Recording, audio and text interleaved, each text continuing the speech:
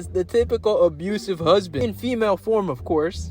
But he shrugged it off as, maybe she's just tired, after all, she had to pick up more hours to cover me losing my job. So he just basically tries to talk himself into things being okay.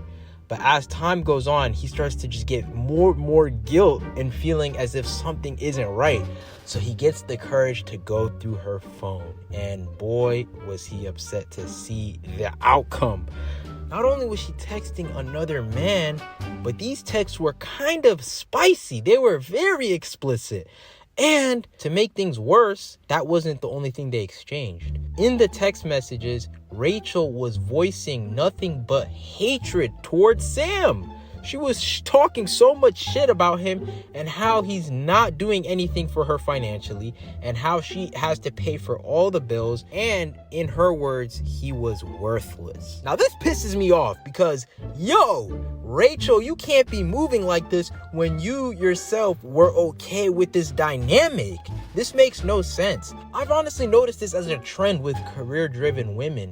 They claim to be totally fine with being the primary breadwinner and the provider of a relationship, but then once they actually get that dynamic, they start to resent the man that they're with. And it's like, what do you expect? You wanted this type of dynamic, and then now you don't want it? Like, you can't have your cake and eat it too. If you want to be the traditional housewifey type of girl, then pick a man that will make you that type of girl. Like, what? I don't know. But anyways, Sam is heartbroken after reading these texts, and he confronts her about it. And from here, she just unloads the clip and just cooks him and basically regurgitates what she had on those messages and how she's not attracted to him anymore and how she resents him for not being able to provide and all of this stuff. And he's just like sick to his stomach, like, damn.